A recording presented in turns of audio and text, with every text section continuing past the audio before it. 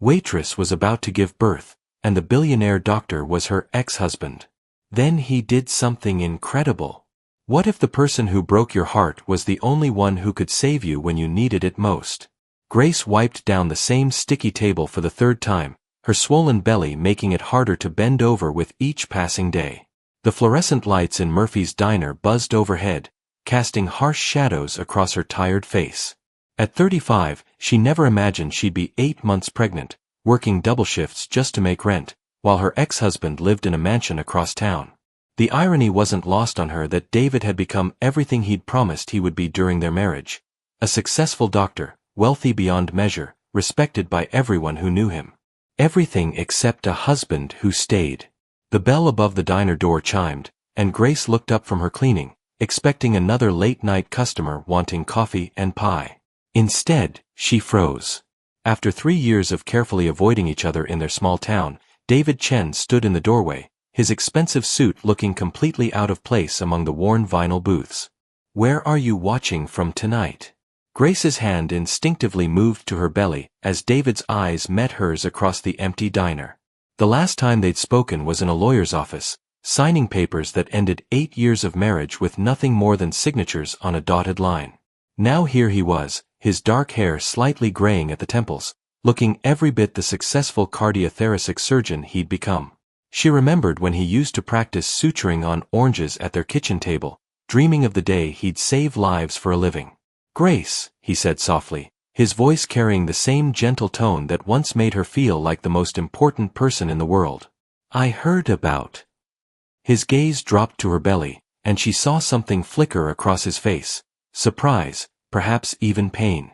"About what exactly?" she asked, trying to keep her voice steady while untying her apron. Her shift had ended 20 minutes ago, but she'd been putting off the moment she'd have to walk to her beat-up Honda in the parking lot, knowing it might not start again. David stepped closer, his polished shoes clicking against the checkered linoleum. "Mrs. Patterson mentioned you were expecting. I wanted to. I needed to see if you were okay." The concern in his voice almost undid her. This was the David she'd fallen in love with in college. The one who'd stay up all night when she had the flu, the one who'd drive across town just to bring her favorite soup when she was stressed about exams. But that David had also been the one who'd chosen his career over their marriage, who'd missed anniversaries and birthdays because surgery ran late, who'd looked at her one day and said maybe they wanted different things from life. Grace's lower back ached as she reached for her purse. "I'm fine, David. Just like I've been fine for the past 3 years." But even as she said it, she knew it wasn't entirely true. The medical bills from her pregnancy had been mounting, her landlord had been calling about late rent, and the father of her baby, a brief relationship that ended when he decided he wasn't ready for commitment, had disappeared the moment she'd told him the news. As if on cue, a sharp pain shot through her abdomen, and Grace gripped the edge of the counter, her face going pale. David was beside her in an instant, his trained hands gentle but firm as he steadied her. "Grace, when was your last checkup?"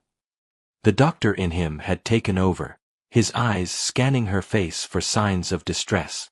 "I'm fine," she insisted, but another wave of pain made her gasp. She'd been having what she thought were Braxton Hicks contractions all day, but this felt different, sharper, more urgent. "You're not fine," David said quietly, pulling out his phone. "I'm calling an ambulance." "No." Grace's voice was sharper than she intended. "Do you have any idea what that costs? I can't afford." She stopped herself, embarrassed by the admission. The David she'd been married to would never have understood financial worry. They'd always been comfortable, if not happy. Something shifted in David's expression, a flicker of the old tenderness breaking through his professional demeanor. "Grace, money isn't." He stopped, seeming to remember that for her, it absolutely was an issue. "Let me drive you to the hospital. My car's right outside." She wanted to refuse, to maintain the dignity she'd worked so hard to build since their divorce. But another contraction hit, stronger this time, and Grace found herself nodding. As David helped her to his sleek black sedan, she caught sight of herself in the window's reflection. Tired, worn down, nothing like the bright-eyed graduate student he'd married. She wondered what he saw when he looked at her now. The drive to St. Mary's Hospital was quiet, except for Grace's occasional sharp intakes of breath. David's hands gripped the steering wheel tightly, and she noticed he'd taken off his wedding ring. When had that happened? She'd kept hers in a drawer for months after the divorce, unable to throw it away but unwilling to wear it. "Grace," David said as they pulled into the emergency entrance. "The baby's father, is he?" "He's not in the picture," she replied tersely, not wanting to admit how alone she really was. How she'd been going to prenatal appointments by herself, assembling a crib in her studio apartment with instructions she could barely read through her tears. As another contraction gripped her, stronger and more insistent than before, Grace realized with growing alarm that this might not be false labor after all. If this moment touched your heart, please give the video a thumbs up. And as David helped her from the car, she couldn't help but wonder if fate had brought him back into her life at the exact moment she needed him most, or if this was just another cruel twist in a story that never seemed to have a happy ending. The emergency room doors slid open, and David's entire demeanor changed. This was his world, his domain, and watching him in action reminded Grace why she'd fallen in love with him in the first place. He spoke quickly with the triage nurse, his medical credentials opening doors that would have kept Grace waiting for hours.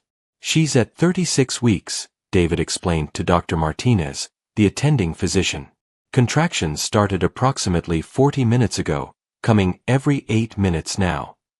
Grace marveled at how he'd been timing them without her even realizing it. As they wheeled her into an examination room, Grace felt a strange mix of gratitude and heartbreak. David had always been like this, competent, caring, completely focused when someone needed help.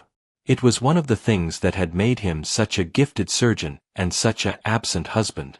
He could save lives, but he'd never learned how to simply be present for the small, everyday moments that marriage required. "Grace," Dr. Martinez said gently after examining her, "you're in active labor. This baby is coming tonight." The words hit her like a physical blow. She wasn't ready, not financially, not emotionally, not practically. Her hospital bag was at home, her tiny apartment wasn't properly prepared, and she didn't even have anyone to call. Her parents had died in a car accident 2 years after her divorce, and her few close friends lived hours away. David seemed to sense her panic. "Dr. Martinez, I'd like to request privileges to assist with the delivery," he said quietly. "I'm Dr. Chen, cardiothoracic surgery. She's my ex-wife." The admission hung in the air between them. Grace felt tears spring to her eyes, not from physical pain, but from the realization that even after everything that had gone wrong between them, David was still trying to take care of her. "David, you don't have to."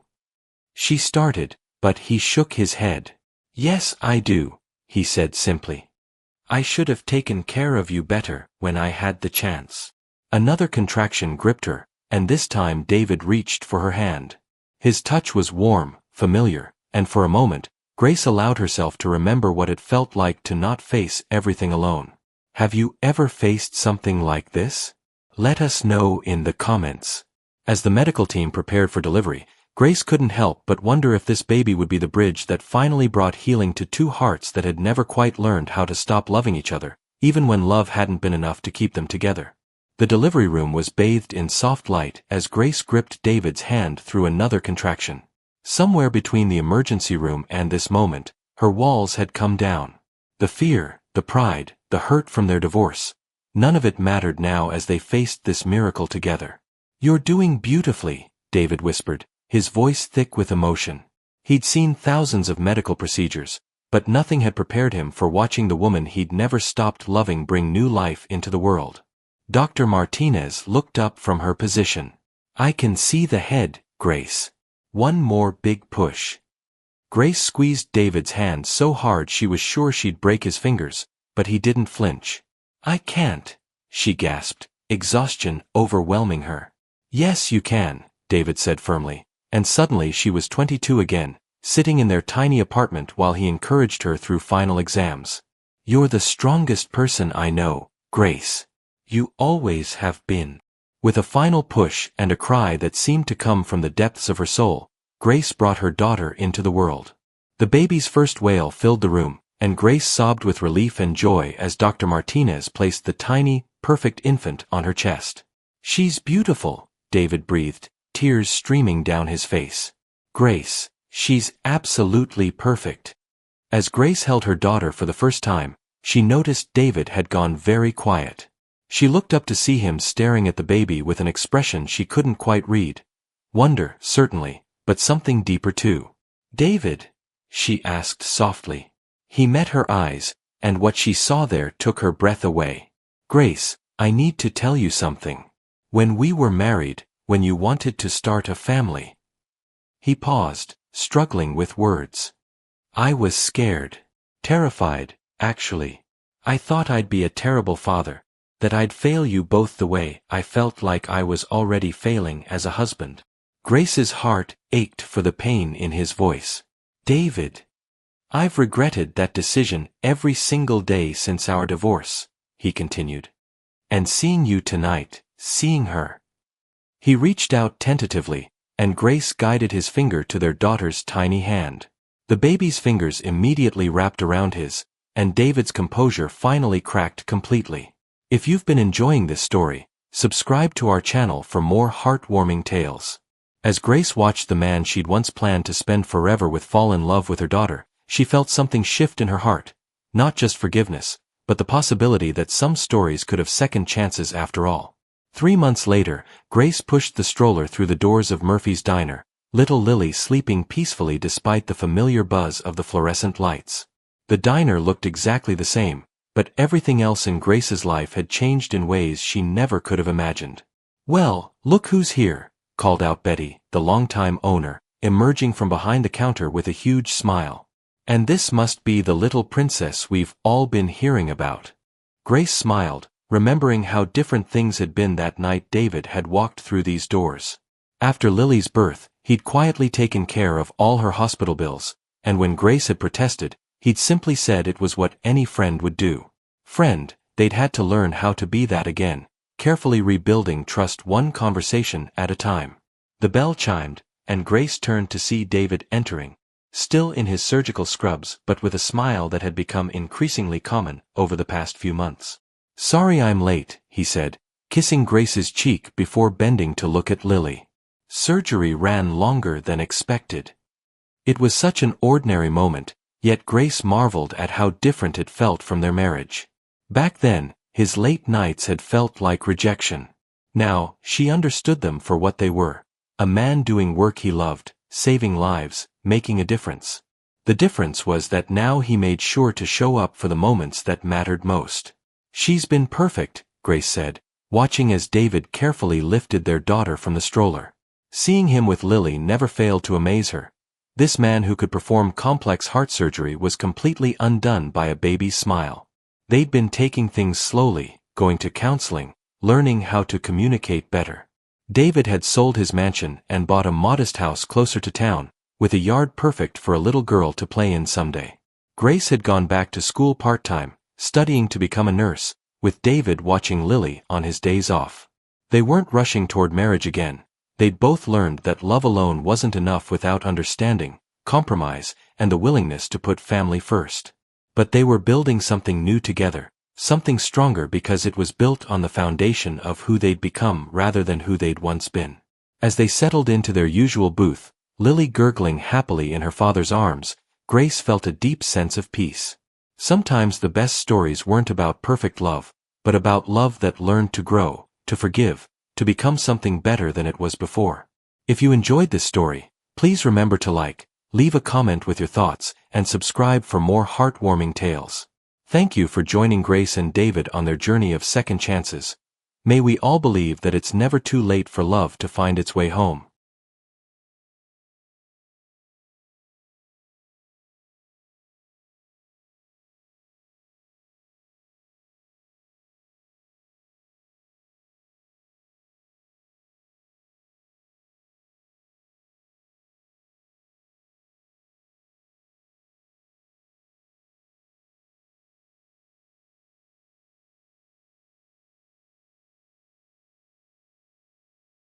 A poor little girl walks into a bakery and asks a billionaire, "Can I trade my shoes for a loaf of bread?"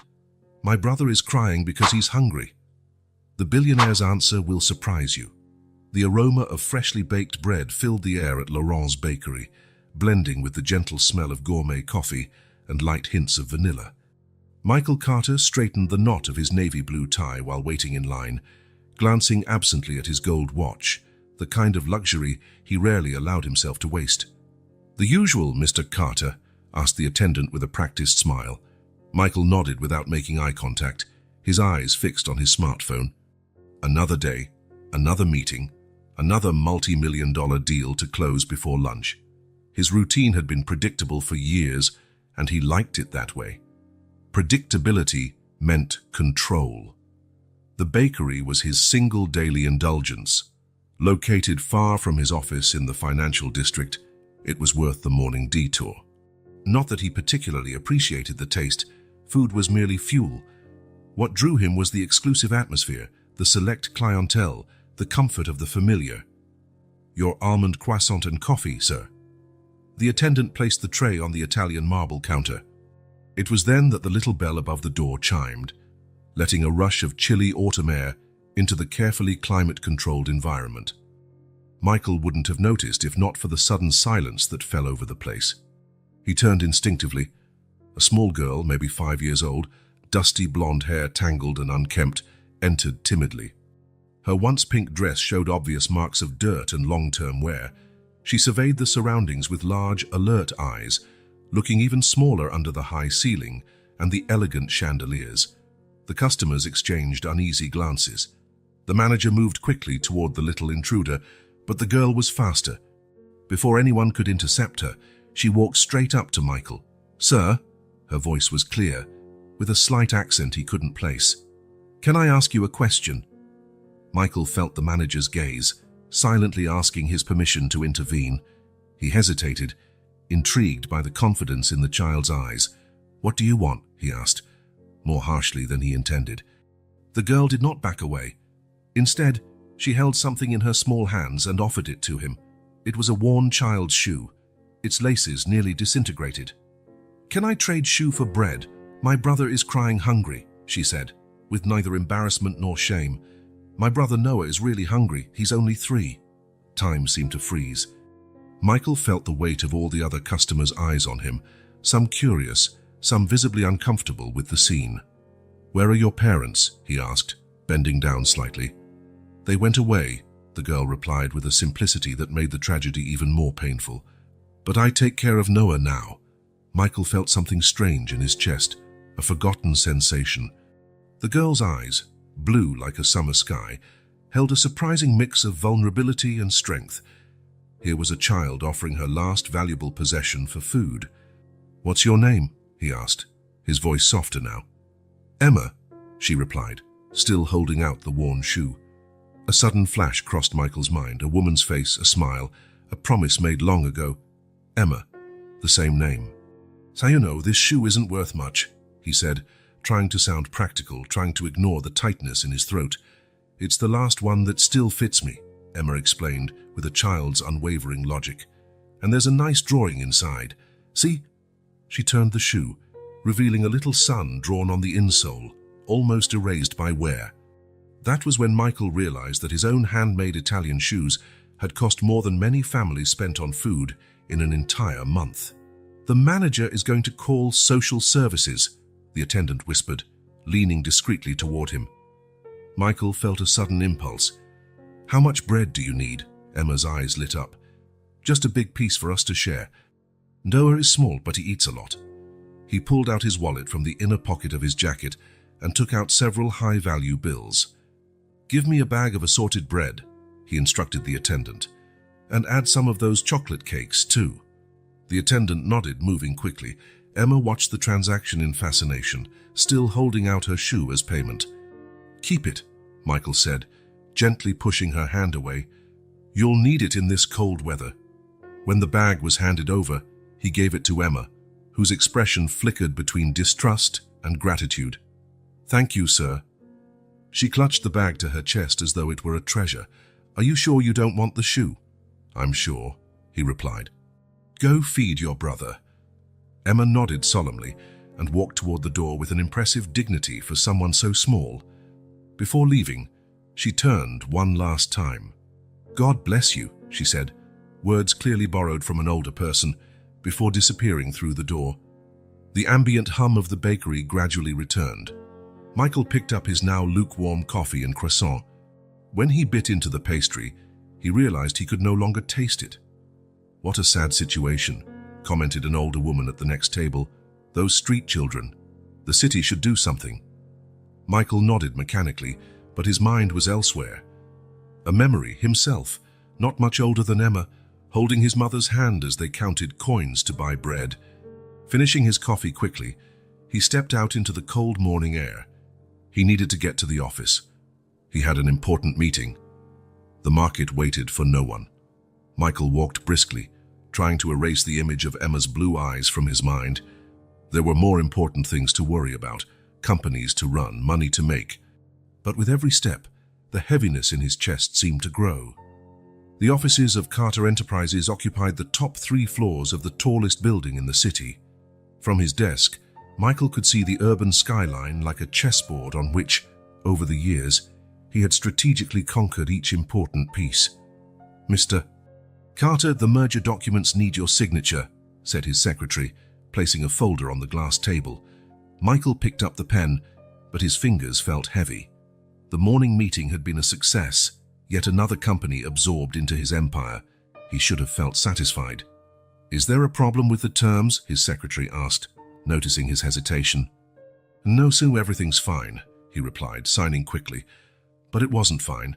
Since leaving the bakery, the image of the blue-eyed girl had haunted him. Emma and her invisible brother, Noah. Where were they sleeping?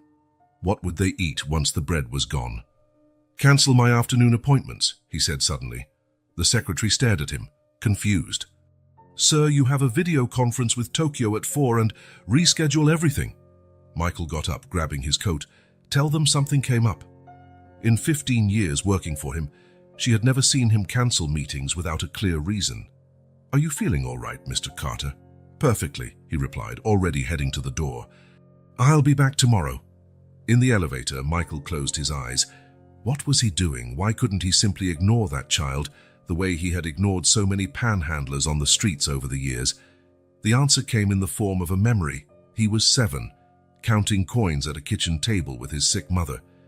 "It's not enough for medicine and food," she would say. "We'll have to choose."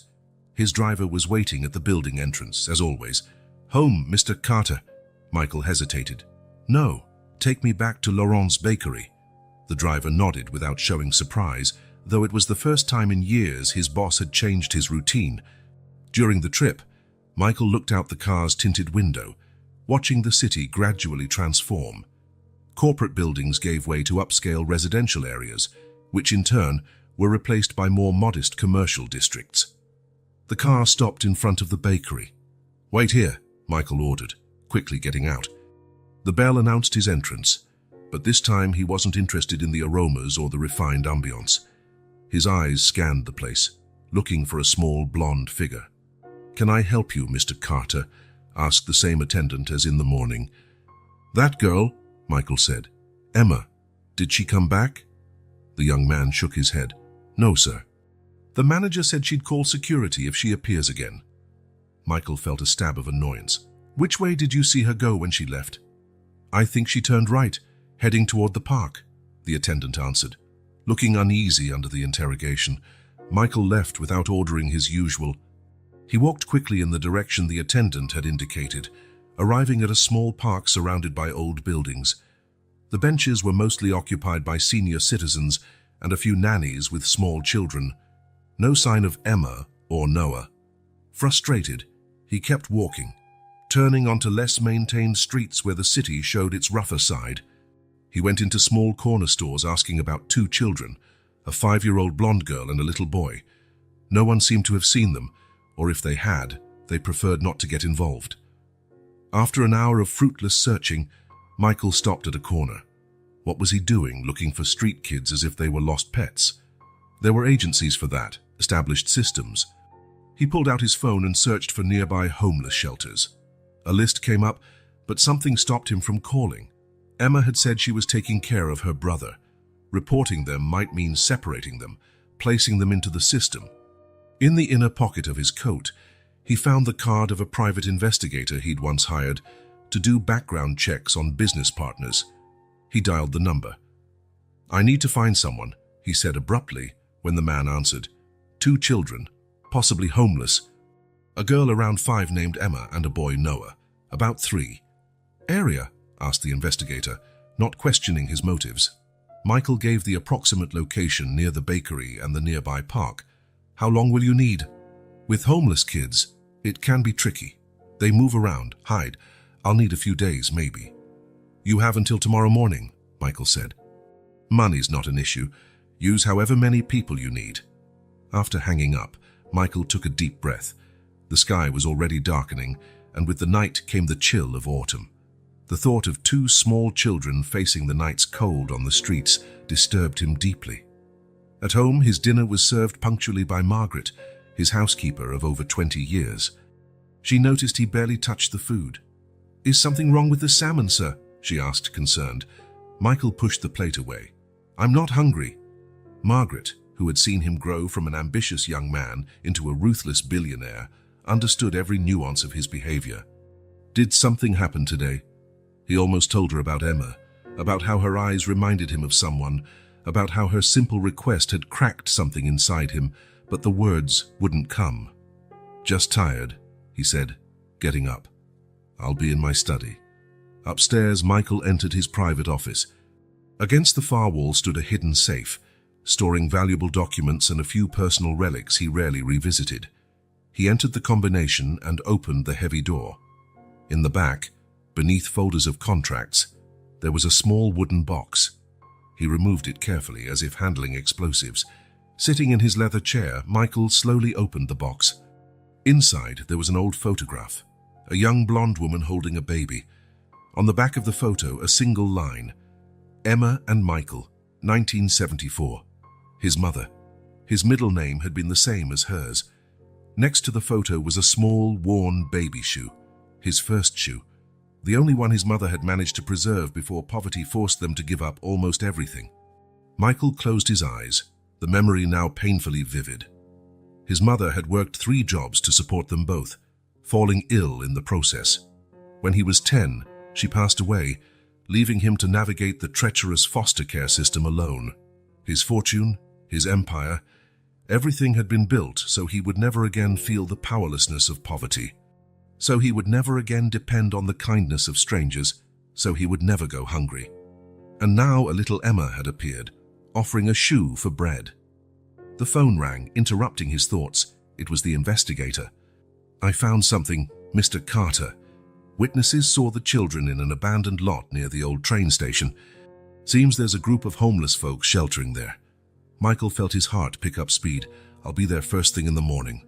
Hanging up, he looked again at the small baby shoe in his hands. Tomorrow, he would find Emma and Noah. But then what? What would he do with 2 homeless kids? He had no answers, only the certainty that he could no longer pretend he hadn't seen them. Morning came under a cloudy, threatening sky. Michael dismissed his driver and drove himself to the abandoned train station. The place, once a symbol of progress, was now ringed by rusty fences and faded signs. A yellowed billboard advertised a future real estate venture that had never materialized. He parked his luxury car at a safe distance, not to avoid scratches, but so as not to frighten those he sought. The investigator waited on a corner, a middle-aged man with an unremarkable appearance and keen eyes. "Good morning, Mr. Carter." "This way." Michael followed him through a gap in the fence. The lot was filled with debris, weeds, and an occasional abandoned belongings. Improvised tents of tarp and cardboard formed a small camp beneath what was once the main platform. "They're over there," the investigator pointed discreetly. Beneath a tattered blanket, 2 small figures slept curled against each other. Emma lay protectively around her younger brother. Even from a distance, Michael could see how much the boy resembled her. Same blonde hair, though shorter and even more disheveled. "Are there more people around?" Michael asked, noting the quiet stillness of the place. "Most leave early to beg or look for work," the investigator explained. The kids usually stay behind, watching out for each other. Michael approached slowly, trying not to startle them. Emma was the first to wake, her alert blue eyes instantly wide open. She pulled her brother closer instinctively. "Hello, Emma," Michael said, stopping a few steps away. The girl studied him warily before recognition lit her face. "How you're the man from the bakery," she murmured, nudging her brother. "Noah, wake up." The boy opened his sleepy eyes. They were the same deep blue as his sister's, but larger, taking up much of his small, thin face. "How did you find us?" Emma asked, now on her feet, positioning herself protectively in front of her brother. "I asked around," Michael replied simply. "Did you eat last night?" Emma hesitated before answering. "We saved some of the bread for today." "I'm hungry," Noah murmured, his small voice hoarse, probably from disuse. Michael looked around at the precarious conditions. An empty bakery bag was neatly folded next to them, along with 2 plastic bottles half full of water. "I know a place that serves pancakes," he said. "Do you like pancakes?" Noah's eyes went wide, but Emma remained cautious. "Why are you doing this?" she asked directly. The question caught Michael off guard. Why indeed? He himself wasn't sure. "Because no one should go hungry," he finally said, "especially children."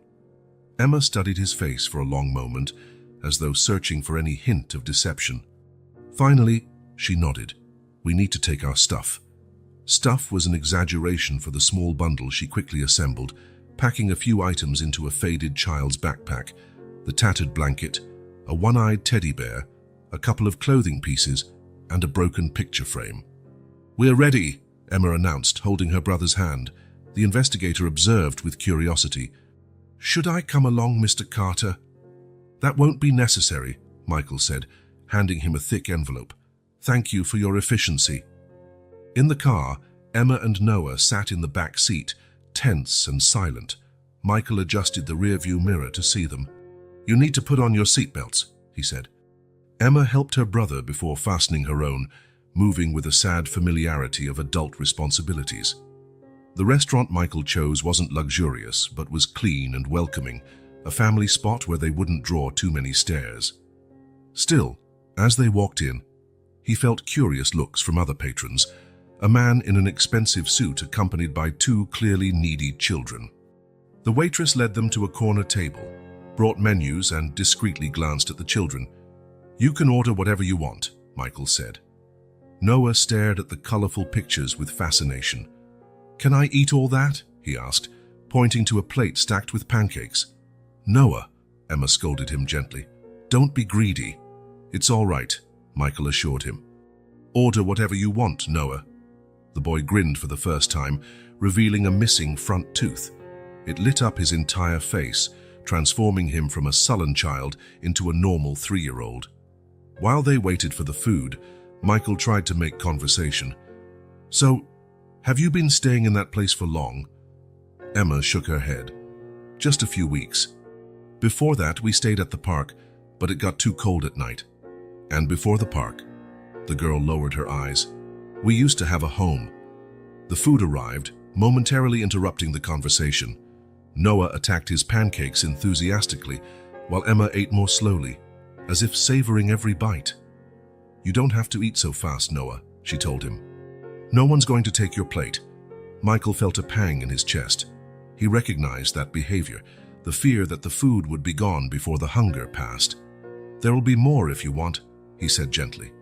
Emma looked up from her plate. "Why are you being nice to us?" Michael considered the question. "Hasn't anyone been nice to you before?" The girl's expression darkened. "Some people pretend to be nice at first." The implication hung heavy between them. Michael felt a mix of anger and sadness. "I'm not pretending, Emma. I just want to help."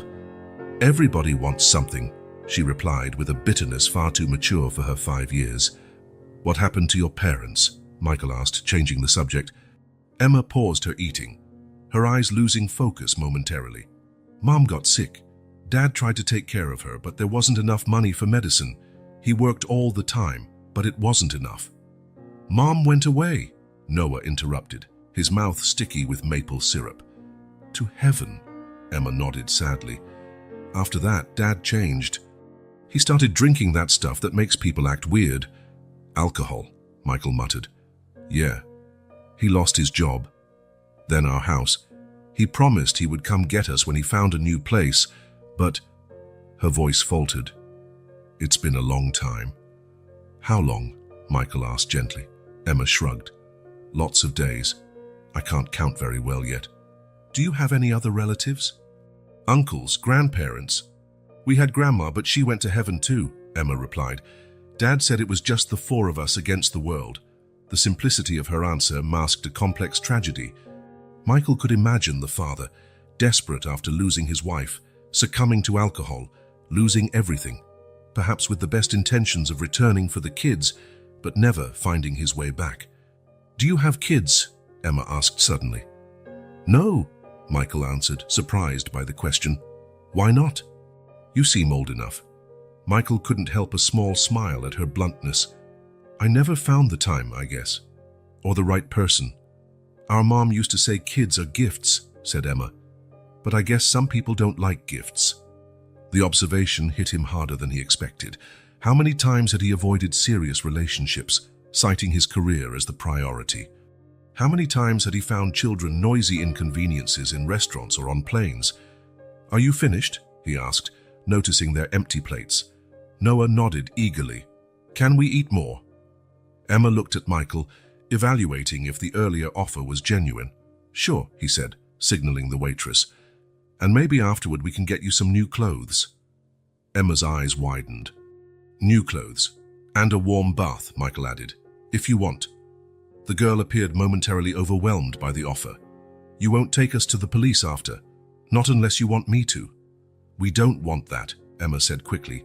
They'll separate us. I promised Mom I'd always take care of Noah. Michael nodded, understanding. No one will separate you. After their second plate of pancakes, which Noah could barely finish, Michael took them to a department store. The sales clerk looked suspiciously at the disheveled kids, but her professionalism held as soon as Michael requested full outfits for both. Emma chose practical items, pants, t-shirts, a sturdy coat. For Noah, she picked out bright pieces that made him smile. Michael added socks, underwear, and pajamas to the pile, as well as new shoes to replace the ones they were wearing out. We can really keep all this? Emma asked, looking smaller than ever behind the pile of bags. Yes, it's all yours, Michael confirmed. In the car, Noah fell asleep almost immediately, exhausted by the emotional morning and with a full belly. Emma fought to keep her eyes open. Where are we going now? She asked drowsily. Michael hesitated. He hadn't planned beyond this point. Taking them to a hotel seemed impersonal, and returning them to the street was out of the question. We're going to my house, he decided. You can take a bath, rest, and then we'll figure out what's next. Michael's mansion was located on the outskirts of the city, inside a gated community overlooking a lake. As the electronic gate opened, Emma woke up and nudged her brother. Noah, look, she exclaimed, pointing at the huge house with manicured gardens. Do you live in a castle? Asked Noah, rubbing his sleepy eyes. Michael smiled. It's not a castle, just a house too big for one person. Margaret was waiting at the door, as always. Her usually composed expression faltered at the sight of two grubby children stepping out of her employer's car. Mr. Carter, she asked, confused. Margaret, these are Emma and Noah, Michael introduced. They'll be staying with us for a while. The housekeeper looked from the children to Michael, clearly expecting an explanation. When none came, she assumed her usual efficiency. Welcome, kids. Let's get you a warm bath. Emma gripped Noah's hand more tightly. Can we stay together? Margaret smiled kindly. Of course, dear. I'll show you where everything is.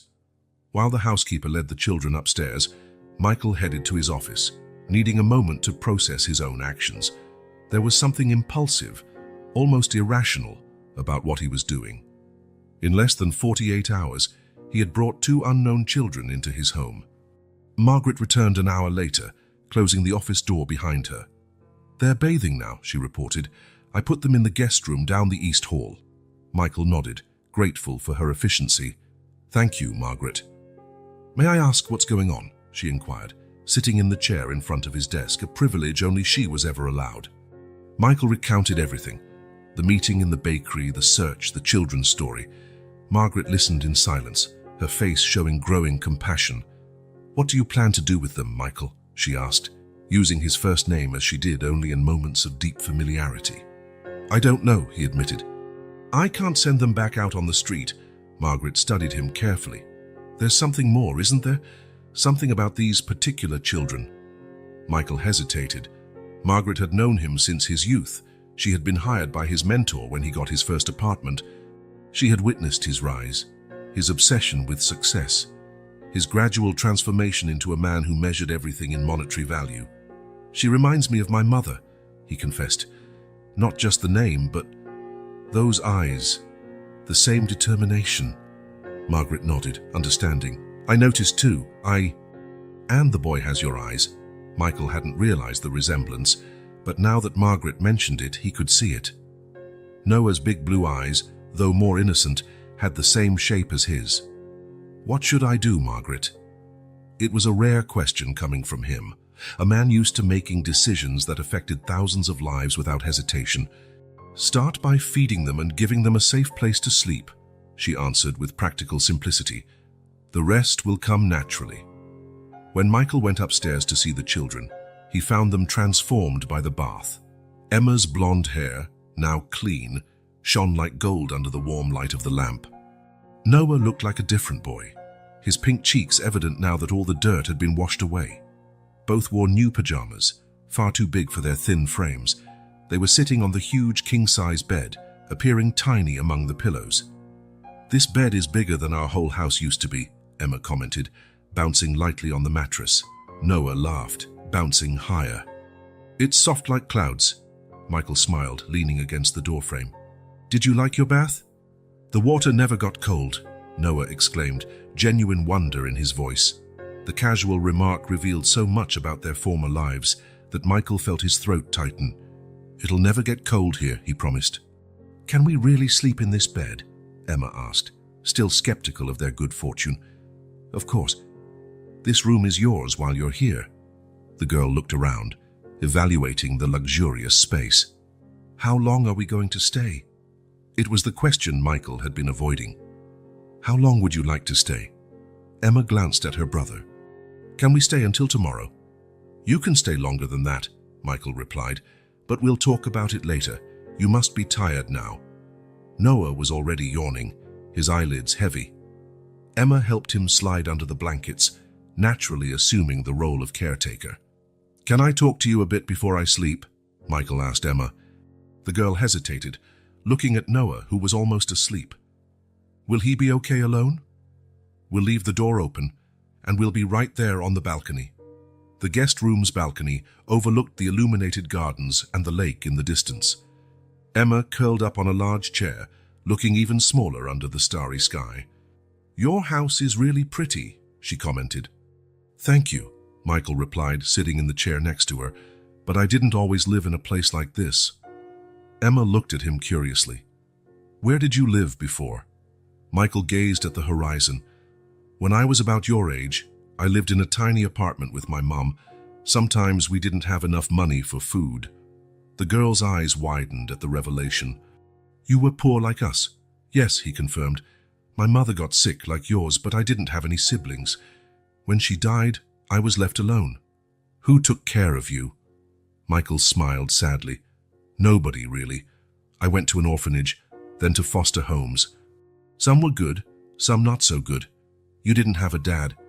He left before I was born." Emma processed this in silence. "So how did you get rich?" "I worked hard," Michael said. "Studied whenever I could. Got lucky a few times. Met people who helped me." "Our mom said hard work always pays off," Emma observed. "But Dad worked a lot and we still lost everything." The astute observation impressed him. "Sometimes it's not fair, Emma. Some people work their whole lives and never get enough. Others get luckier." "Were you lucky?" Michael considered his path. Sleepless nights, sacrifices, tough decisions, sometimes ruthless, that got him where he was. "I was lucky at some key moments," he admitted, "but I also made choices, some I regret now." "What kind of choices?" "I chose work over friends, money over time," he simplified decades of complex decisions. I thought if I had enough money, I'd never feel fear or hunger again. Emma nodded as if she perfectly understood, and did it work? You're not afraid of anything anymore. The question was too profound for her age. Michael realized that children who face hardship early develop an understanding of life many adults never attain. It worked for some fears, he answered honestly, but I discovered there are other fears money can't fix. Like what? Fear of being alone forever. Fear of never doing anything truly important.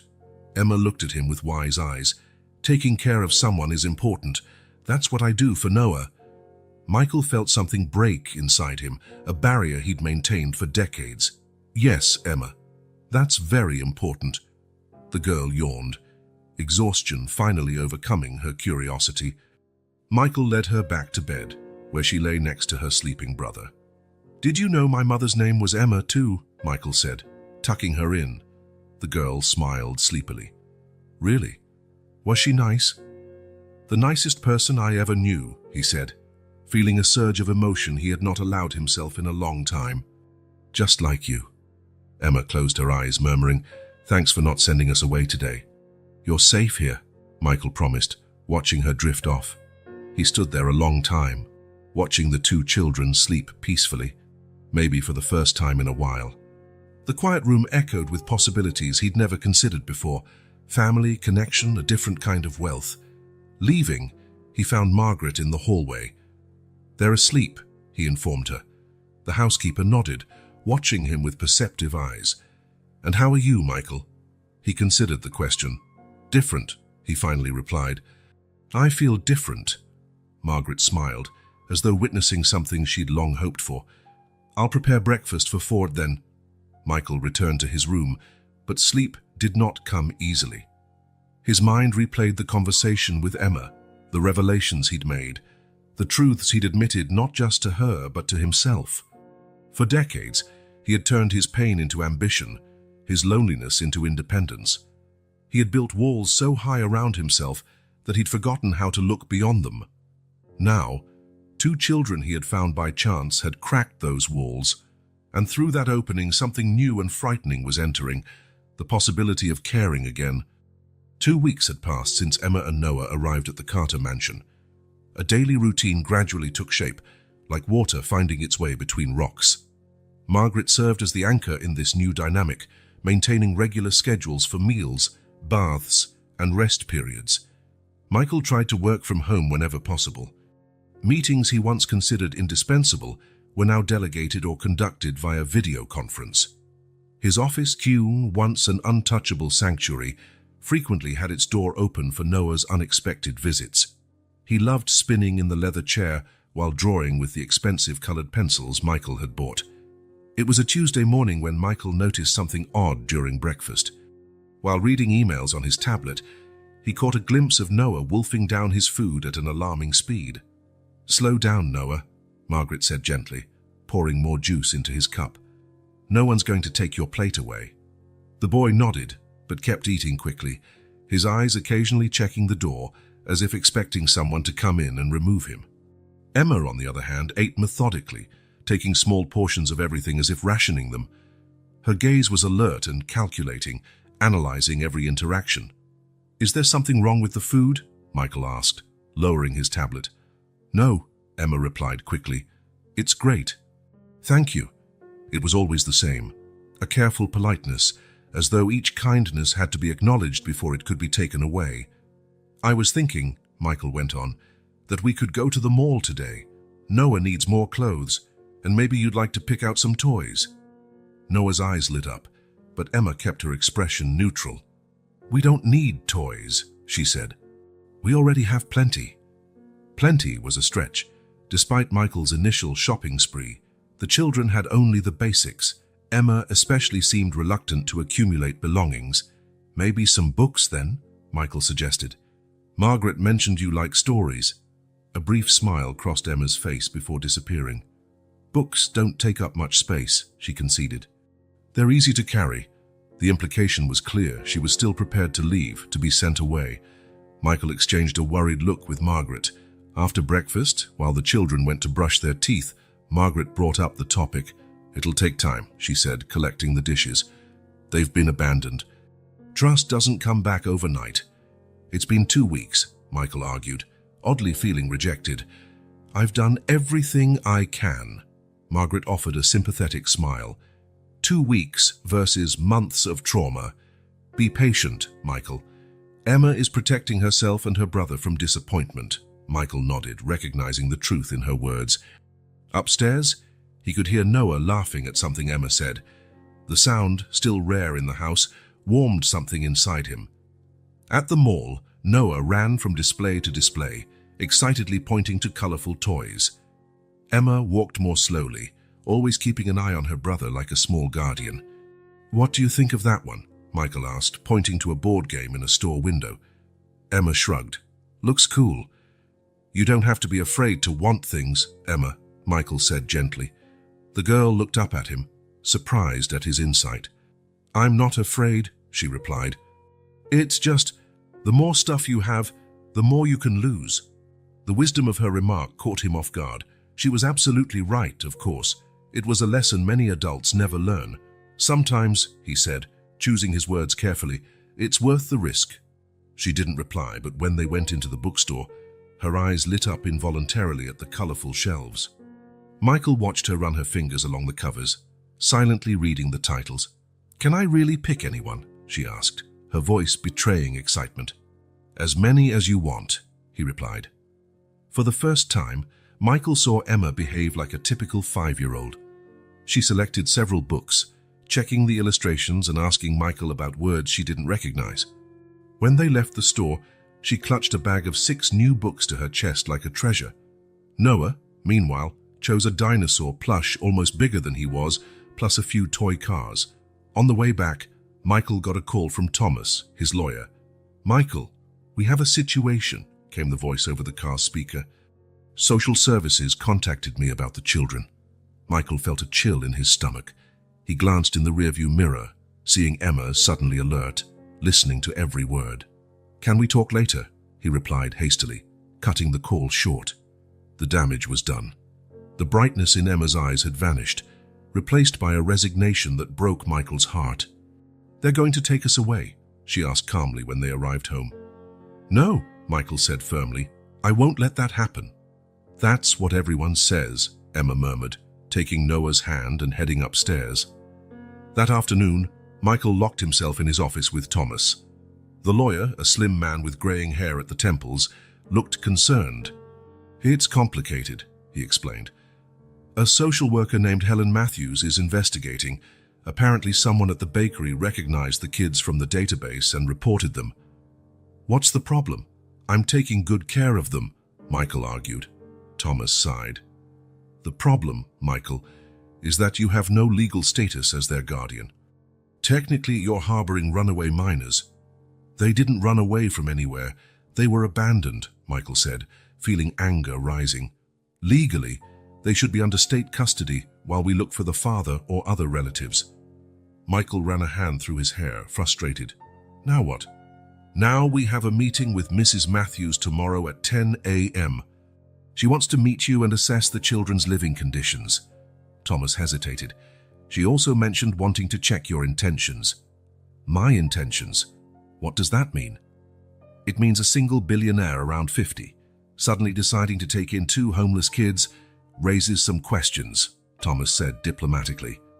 The insinuation made Michael pale with anger. "That's absurd." "It's standard procedure," Thomas reassured him. "They have to ensure the children's well-being." Michael nodded, controlling his indignation. "I'll do whatever is necessary." After Thomas left, Michael went upstairs to find the kids. He found Noah asleep in his bed, hugging his new dinosaur tightly. But Emma was nowhere to be seen. After searching the house, he found her in the backyard garden, sitting alone on a swing. As he approached, he noticed her old backpack beside her, seemingly packed. "We're ready to go," she said, without looking at him. "When the social worker gets here," Michael felt a pang in his chest. "Emma, look at me." He knelt down to her eye level.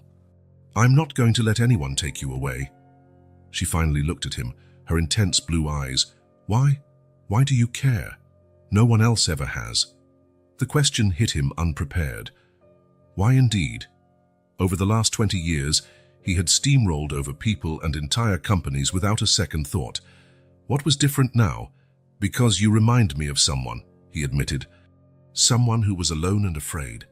Someone who needed an adult to care. You, Emma guessed. Michael nodded. And because you deserve a chance. The same chance I had. They'll separate us, she whispered, revealing her deepest fear at last. They'll take Noah to one family and me to another. Not as long as I can stop it, Michael promised. The next day arrived far too quickly. Margaret had prepared the house immaculately and baked fresh cookies. Noah wore a clean shirt and slacks that looked brand new, while Emma wore a simple but neat dress, her hair carefully combed. Helen Matthews arrived right at 10 a.m. She was a middle-aged woman with dark hair in a tight bun and observant eyes behind thin framed glasses. Thomas received her, then led her to Michael's office. "Mr. Carter," she said, extending her hand. "Thank you for seeing me." Michael shook her hand, noting her firm grip. "Thank you for coming, Miss Matthews." "Helen, please." She sat down, opening a folder.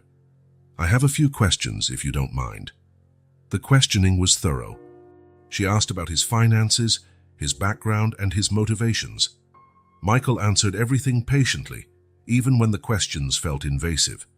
"I should note," she said at one point, "that there is no record of any previous involvement of yours with children's charities or any prior interest in adoption or foster care." "Is that relevant?" Michael asked, trying to keep his voice neutral. "It's unusual," Helen replied. "Most people who decide to foster or adopt show a prior interest in child welfare. Yours emerged suddenly." "Sometimes it takes a specific encounter to open our eyes," Michael said. "I can assure you my intentions are genuine." Helen studied him for a moment. "I'd like to meet the children now." Noah was in the living room, playing with his new toy cars. When Helen introduced herself, he smiled shyly and offered her one of the cars. Emma, however, remained reserved, answering questions cautiously. "Are you happy here?" Helen asked directly. Noah nodded enthusiastically. "I have my own room, and Margaret makes pancakes every Sunday." Emma took longer to respond. "It's good," she finally said. "Michael is nice to us." Helen smiled kindly at her. "Do you miss your dad?" The question caught everyone off guard. Emma's eyes filled with tears unshed. "He'll come back someday," she said with conviction. "But until then, we want to stay here. Please." The vulnerability in that "please" seemed to affect even the social worker. She asked a few more questions, observed the interaction between Michael and the children over lunch, and spoke briefly with Margaret.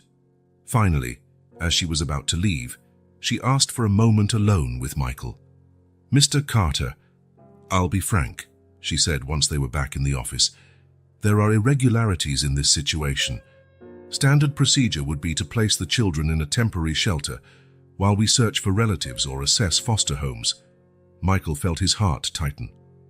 "And what stops that from happening now?" Helen considered him for a moment.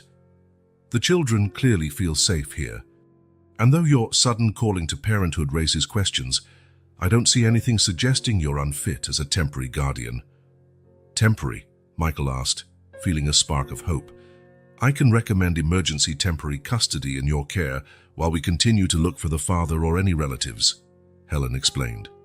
"But that will require a serious commitment from you. Regular visits, evaluations, perhaps even parenting classes." "I'll do whatever it takes," Michael said without hesitation. Helen smiled for the first time. "You know, Mr.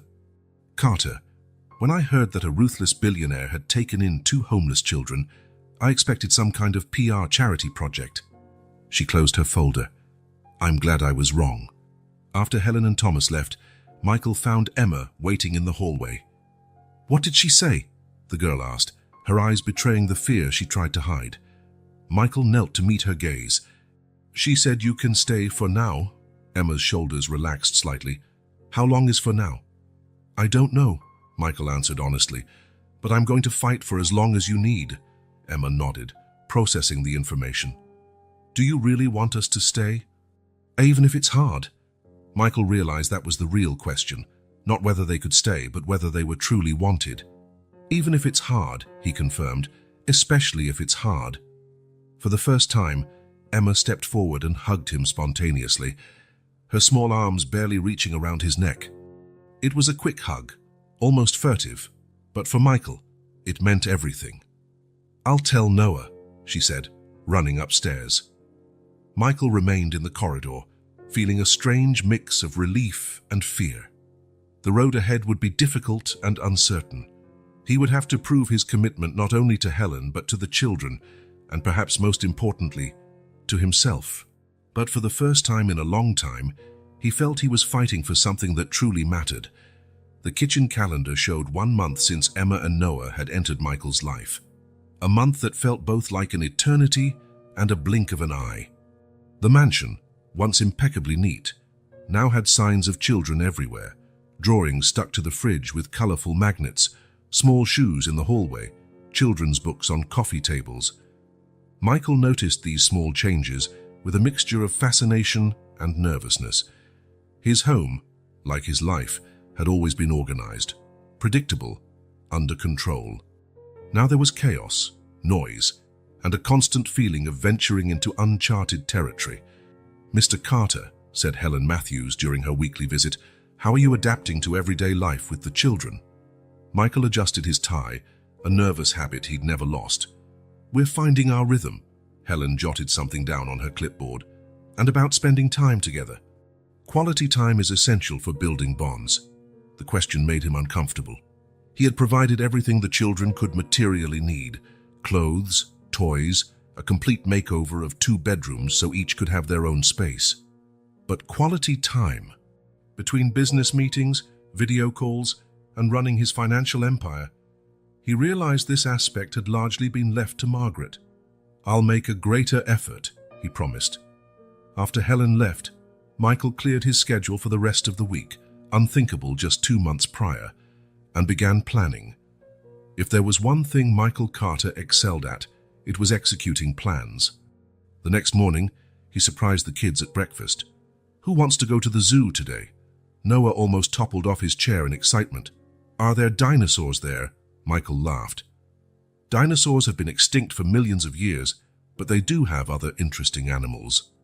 "Like lions?" asked Emma, her eyes bright despite her attempt to seem uninterested. "Lions, tigers, elephants," Michael confirmed. "We'll go right after breakfast." Margaret, clearing the plates, hid a satisfied smile. The day was perfect, sunny but not too hot. Michael arranged for private access to the zoo for privacy's sake, though he avoided mentioning this detail to keep it from seeming ostentatious. Noah ran from one enclosure to another, demanding to be lifted to see the animals if they were far away. Emma, calmer, read every information sign aloud, impressing Michael with her advanced reading skills for her age. "Do you like books about animals?" he asked as they watched the monkeys. Emma nodded. "Mom had a big book with pictures. She taught me to read using it."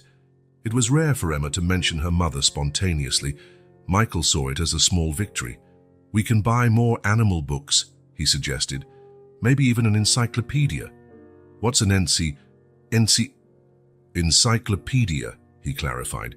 "It's a big book that explains everything about a topic, like a collection of many books in one." Her eyes grew wide. "I really want that." After the zoo, they stopped at a huge bookstore.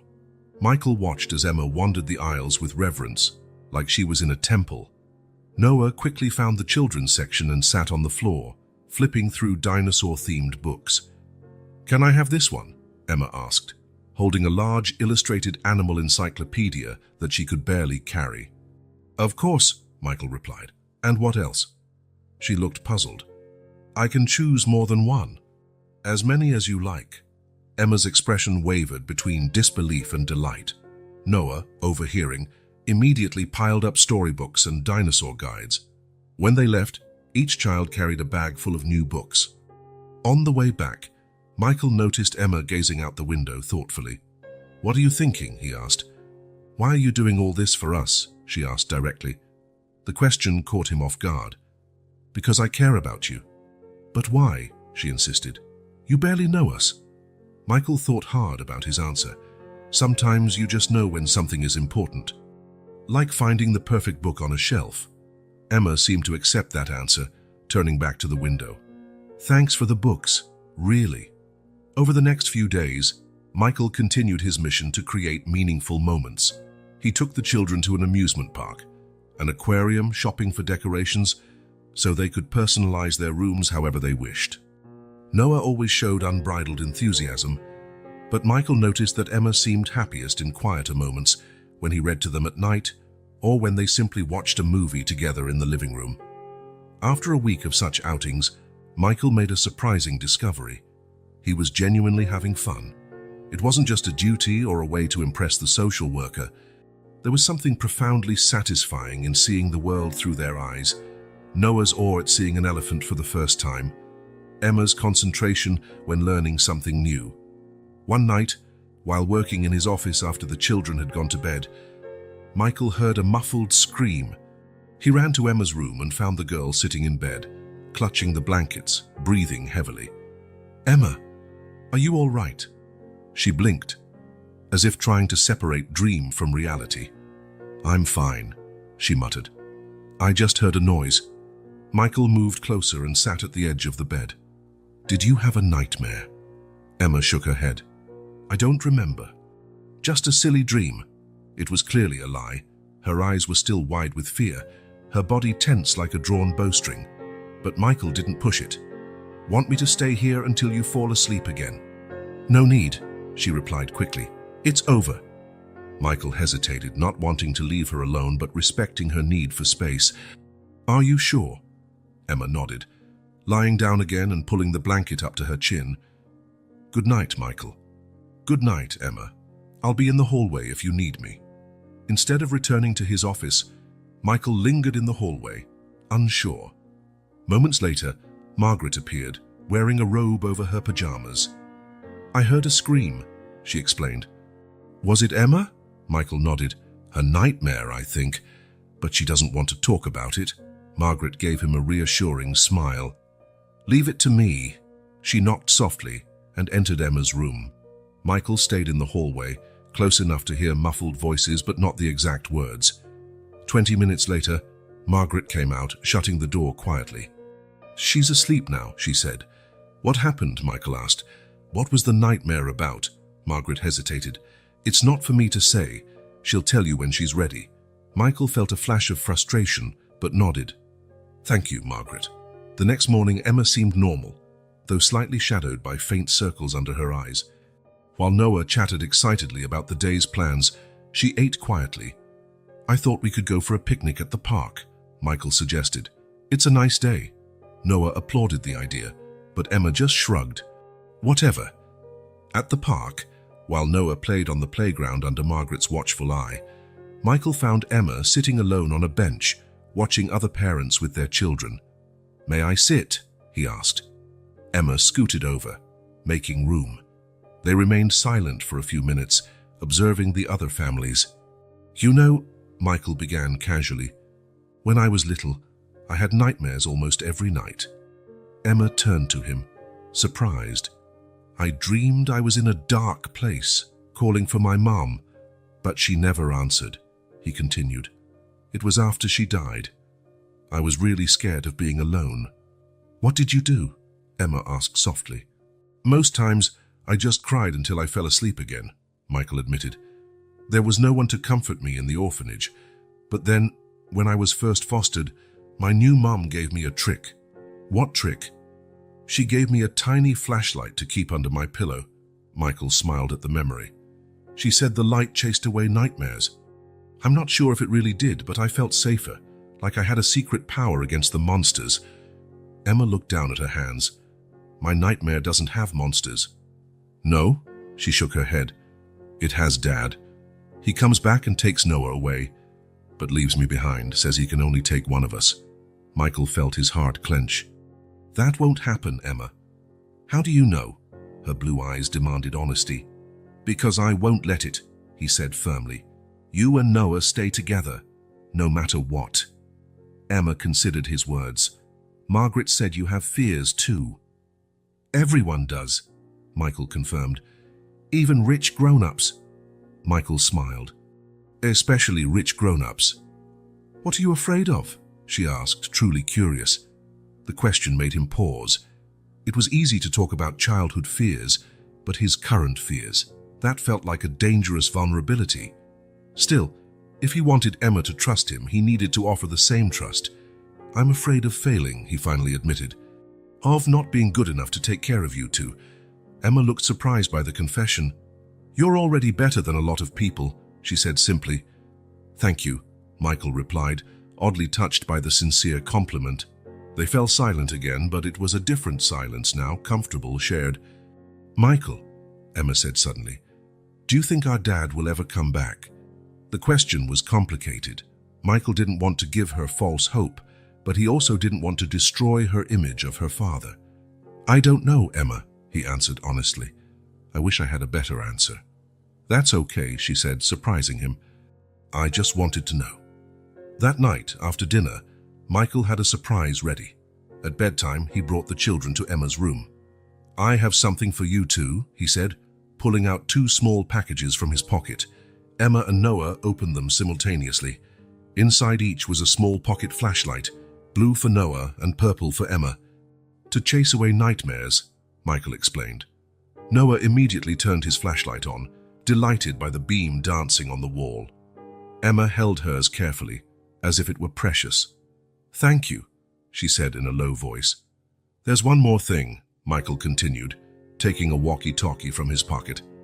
This one is for you, Emma. I'll keep the other in my room. If you have another nightmare, or need anything at all in the night, just press this button and talk, I'll be there. Emma's eyes widened. Even if you're sleeping. Even if I'm sleeping, he confirmed. I promise I'll hear it. That night, after tucking the children in, Michael spoke with Margaret. Thanks for talking with her last night, he said. What did you say to make her trust me? Margaret smiled enigmatically. I just told her the truth, that you were once a frightened child too, that you've also had losses, and that maybe you needed her and Noah as much as they need you. Michael looked at her, surprised. You really think that? You've changed these last few weeks, Michael, Margaret observed. You're more present, not just physically, but emotionally. It's like those children woke up a part of you that's been asleep. He reflected on her words. It was true. He felt different. The numbers in his bank accounts, the corporate mergers, the headlines about his deals, all of it felt less significant now compared to Noah's smile or Emma's gradual trust. Later that night, while working in his office, the walkie-talkie on his desk crackled softly. Michael, Emma's small, hesitant voice came through. Are you there? He grabbed the device immediately. I'm here. Emma, is everything okay? There was a pause. I just wanted to make sure it worked. Michael smiled at the little device. It works perfectly. I'm always here if you need me. Good night then, she said, her voice already more relaxed. Good night, Emma. Michael placed the walkie-talkie on the table, a strange sense of joy filling him. It wasn't just a gadget or a way to ease nightmares. It was a symbol of trust, an invisible thread connecting him to the girl who, without realizing it, was slowly filling a void in his life he hadn't known existed. The next morning, Emma came down for breakfast with the walkie-talkie clipped to the waistband of her pajamas, as though it were the most natural thing in the world. Michael noticed but didn't comment, merely exchanging a knowing smile with her. It was a small step, but a meaningful one, a growing bond between them, like a delicate plant finally finding the sun after too long in the shadows. Autumn had given way to winter. Outside the Carter mansion, the gardens were covered by a thin layer of snow, turning the landscape into a postcard scene. Inside, the warmth of the heaters contrasted with the cold outside, creating that cozy atmosphere only truly inhabited homes possess. In the kitchen, Noah was drawing with crayons, his tongue stuck out in concentration. Emma read one of her new books, occasionally glancing at her brother and smiling. It was a scene of domestic normalcy that would have been unimaginable 3 months earlier. Michael watched them from the doorway, a hot coffee in his hands, when his phone vibrated. It was Thomas, his attorney. I need to see you, said the voice on the other end. In person. It's about the children. The serious tone made Michael instantly alert. I'll be at the office in an hour. He hated leaving. Saturday mornings had become a ritual for the three of them. Late breakfast, then some activity together, usually something simple like a board game or a movie. But Thomas's tone left no room for delays. I have to go out for a few hours, he announced, coming over to the table. Work. Emma lifted her eyes from her book, her perceptive gaze catching something in Michael's expression. Is everything okay? Sure, he replied, trying to sound casual. Thomas needs me to sign some documents. Can we go with you? Noah asked, holding up his drawing of what looked like a family of colorful dinosaurs. Not this time, buddy, Michael said, ruffling the boy's hair, but I promise I'll be back in time for lunch. In the office, Thomas was waiting with a grave expression and a folder full of documents. The lawyer, normally calm and methodical, appeared restless. What happened? Michael asked straight away. Thomas sighed, opening the folder. I got a notification from Child Protective Services. The temporary custody period is ending. What? How? Michael felt his throat tighten. Helen said we had time. Emergency temporary custody was never meant as a permanent fix, Thomas explained. It was an exceptional measure because you provided a safe environment when the kids needed it most. And I still am. Yes, but the system wants a definitive solution. Thomas slid a document across the table. They've identified a family interested in adopting both children, a couple with prior adoption experience, stable, great references. Michael picked up the paper, but the words blurred before his eyes. A family, someone taking Emma and Noah away. The thought felt like a punch to the gut. This can't happen, he whispered, his voice weaker than he intended. There is an alternative, Thomas said. You could file for permanent guardianship or even adoption. The word hung between them, heavy with implications. Adoption, legal, permanent parenthood. Adoption, Michael repeated, testing the word. It means you'd become their father, yes, Thomas confirmed. Legally responsible in every way. Michael stood abruptly, walking to the window. Outside, the city continued its usual pace, oblivious to the emotional storm in that office. I'm not sure I'm ready for that, Thomas. You'll need to decide soon, the lawyer replied. We have a week to respond. If we don't file the paperwork, they'll likely go to this other family. Michael nodded absently, his mind a chaos of conflicting thoughts. Thanks, Thomas. I need to think. On the drive back, Michael couldn't focus. Father. The word brought up images of his own dad, or rather, the absence of him. A man who'd abandoned his pregnant mother, never once appearing to assume responsibility. And then there were the fathers in the foster homes, some kind, some not, but all eventually sending him back into the system. Could he do better? Could he be the kind of father Emma and Noah deserved? He arrived home later than planned, finding the children in the garden with Margaret, enjoying the fresh snow. Noah had built what vaguely resembled a snowman, while Emma made snow angels. Look, Michael, Noah called when he saw him. I made a snow dinosaur, Michael forced a smile, walking over. It's the best snow dinosaur I've ever seen. Emma, however, immediately sensed something was off. She got up, dusting snow from her clothes. What happened? She asked. Her penetrating blue eyes locked on his face. Michael hesitated. Nothing to worry about now. Let's have lunch. I'm starving. Over lunch, he tried to keep the conversation light, but his mind kept returning to Thomas's ultimatum. 1 week to decide if he wanted to be a father. 1 week to determine the future of 3 lives. That afternoon, he got a call from Helen Matthews. Mr. Carter, I hope Thomas spoke with you, she said. Yes, he informed me about the situation. I'd like to schedule a visit tomorrow to discuss your options, Helen continued, and also to talk about the Winters family. Winters. The couple interested in adopting Emma and Noah, she explained. They're wonderful people. He's a university professor, she's a pediatrician. They've already adopted 2 children, both well-adjusted and happy. Michael felt a surge of irrational jealousy. Of course they'd be perfect. A professor and a doctor, probably with a dog and a house with a white picket fence. Is 10 tomorrow okay? he asked, trying to keep his voice neutral. Perfect. See you tomorrow, Mr. Carter. That night, after putting the children to bed, Michael stayed up in his office, staring into the fireplace. The last few months had been the happiest he could remember in years, maybe decades. The simple acts of reading Noah a bedtime story, discussing a book with Emma, or sharing a meal, these had brought a joy no business triumph had ever matched. And now, he might lose it all. "Still up?" came Margaret's voice, surprising him. She rarely sought him out this late. "Thinking," he replied. Margaret entered, carrying a tray of hot tea. "Thomas called me, said you might need a talk." Michael accepted the teacup gratefully. "You always know when to show up. 30 years working for you gives me that kind of intuition," she replied, settling in the armchair opposite him. "Want to talk about it?" He told her about the ultimatum, about the other family, about having a week. Margaret listened quietly, her face showing only mild surprise. "What do you intend to do?" she asked finally. "I don't know," Michael admitted. "I don't know if I can be what they need." "And what do you think they need?" The question caught him off guard. "A father, someone who knows what they're doing, someone who won't screw it all up." Margaret smiled gently. "No parent knows what they're doing, Michael. Everyone's improvising, hoping to do more right than wrong. But these winters seem perfect. Professor, pediatrician. Titles don't make parents," Margaret observed. "Emma and Noah don't need impressive resumes.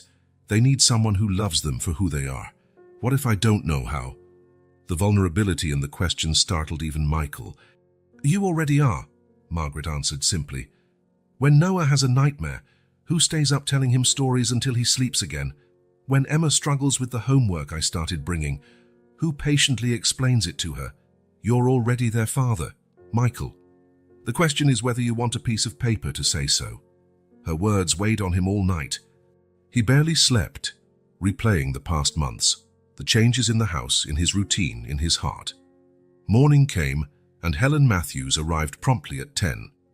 She brought more documents and photos of the Winters family, a very attractive couple in their 40s, with 2 smiling children in a sunny backyard. "They're Mark and Diana," Helen explained. "Mark teaches literature at a state university, and Diana works at a children's hospital. They live in a spacious house about 2 hours away, in a nice neighborhood with great schools." Michael looked at the photos, feeling a sense of dread. They seemed straight out of a life insurance commercial. "How long would the adoption process take?" he asked, hearing the emotion creeping into his voice. "For them? Relatively quick. They've done this before, have all the necessary certifications." Helen hesitated. "If you decide it's best for the kids, we can transition in a month, maybe sooner. A month, 4 weeks, and Emma and Noah would be out of his life." "What if—" Michael began, struggling to form words. "What if I wanted to adopt them?" Helen studied him for a moment. "It would be a more complex process. You've never adopted. You're single. Your work history suggests you have little free time." "I've been cutting back," he argued, "delegating responsibilities." "That's good, Guy, but the court will consider other factors too." Helen flipped through some documents. "In your favor, you have financial resources, stability, and an existing bond with the children. Against you, your lack of previous experience with kids and your historically unpredictable schedule." Michael nodded, taking it in. "How long?" 6 months to a year, probably, with continuous supervision during that period." Their conversation was interrupted by a small bump at the door. Noah burst in, followed by Emma trying to hold him back. "Sorry," Emma said quickly. He slipped away when Margaret answered the phone. Helen smiled at the children. "Hello, Noah, Emma. How are you today?" "Good," Emma replied politely, while Noah approached the table, curious about the papers. "What are those pictures?" he asked, pointing to the Winters family photos. Michael and Helen exchanged tense looks. Before either could respond, Emma stepped closer and looked at the photos. Her sharp mind connected the dots instantly. "They're the people who want to take us away," she asked, her small but firm voice betraying a hint of dread. "Emma," Michael began, "no one's decided anything yet." "Are they going to separate us?" Her voice trembled slightly. "No," Helen said firmly. "Emma, I promised you and Noah would stay together, remember?" "That promise still stands." Sensing the tension, Noah moved closer to his sister. "I don't want to go away. I want to stay with Michael." The simple, direct statement hit Michael like lightning. The reality struck him fully. This wasn't just about whether he felt ready to be a father. It was about two children who already saw him as family. "No one is going anywhere today," Michael said, kneeling to eye level with the kids. "I promise we'll talk about this together, okay?"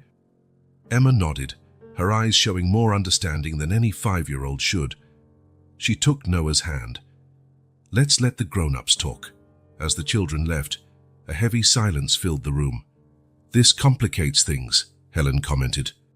"On the contrary," Michael replied, "it simplifies them." After Helen left, Michael spent the rest of the day with the kids, trying to maintain a sense of normalcy while his mind raced.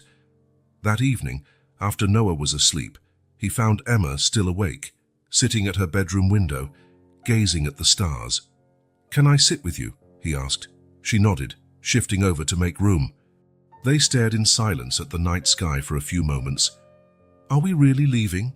Emma finally asked. Michael took a deep breath. "That depends." "On what?" "Partly on you," he said honestly, "and partly on me." Emma looked at him with serious eyes. "Do you want us to stay?" That was the central question, wasn't it?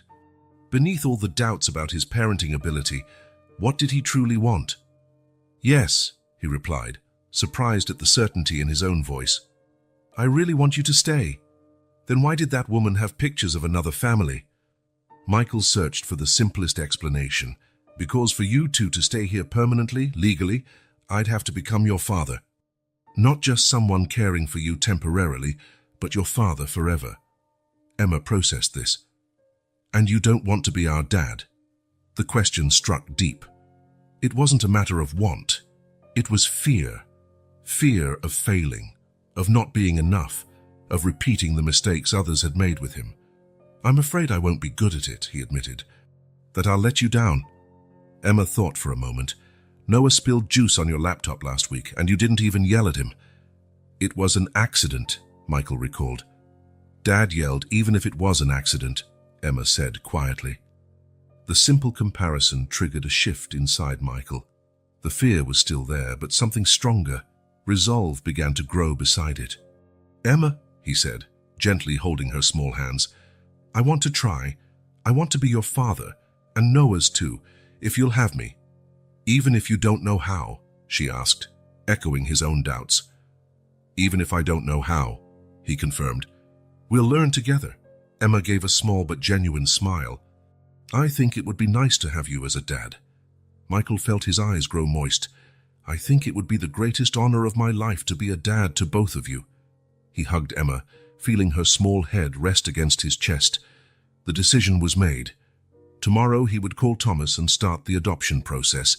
It would be long, difficult, scrutinized at every step. But the alternative, losing Emma and Noah, was simply unthinkable. The final hearing date was approaching. After 6 months of social worker visits, psychological evaluations, background checks, and mountains of paperwork, the court date had arrived. In a few hours, a judge would decide whether Michael would be legally recognized as Emma and Noah's father, or if they'd be placed with the Winters family, who remained interested in adopting them. Michael adjusted his tie for the 3rd time, staring at himself in the mirror. He'd slept little the night before, mentally reviewing every argument Thomas had prepared. The lawyer was confident, but Michael knew the system too well to share his optimism. He had been a child in legal limbo himself. He knew how quickly things could go wrong. "It's almost time," Margaret announced, appearing at his bedroom door. "The children are ready." Michael nodded, following her downstairs. Noah was on the couch, uncomfortable in his little suit, swinging his legs that didn't quite reach the floor. Emma stood beside him, wearing a light blue dress that highlighted her eyes. Her hair was arranged in neatly braided pigtails by Margaret. "You two look great," Michael said, trying to sound encouraging. Noah smiled, but Emma remained serious. In recent weeks, she had grown increasingly quiet, watchful. Michael had noticed but attributed it to anxiety over the hearing. After all, he could barely sleep himself. "Remember what we talked about," he said, kneeling in front of them. "The judge may ask you some questions, but there are no right or wrong answers. Just tell the truth." "What if he decides we can't stay?" Emma asked, her voice barely above a whisper. Michael hesitated. He'd promised to always be honest with them, but now the truth felt too cruel. "Let's think positively," he finally replied. "Thomas says we have a strong case." Emma didn't look convinced. Her perceptive eyes noted the tension he was trying to mask. "Time's up," Thomas said, entering the room. "The car is waiting." The ride to the courthouse was silent. Sensing the tension, Noah was unusually quiet, clutching the small dinosaur plush he never left behind.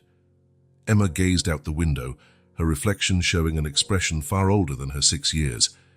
At the courthouse, they were led to a waiting room. Helen Matthews was already there, accompanied by a woman Michael didn't recognize. "Mr. Carter," Helen greeted him. "This is Dr. Sophia Chen, the court-appointed psychologist to evaluate the children today." Michael shook the woman's hand, trying to hide his surprise. "I wasn't aware there would be another evaluation." "It's standard procedure," Helen explained. "Just a brief conversation to ensure the children feel comfortable with the situation." While Dr. Chen spoke with Emma and Noah in a corner of the room, Michael pulled Helen aside. "What's going on? Why another evaluation at the last minute?" Helen hesitated. "Judge Harmon is known for being cautious with single adopter cases, especially when other options are available." "So you're saying the Winters are still in the picture?" Michael felt his stomach drop.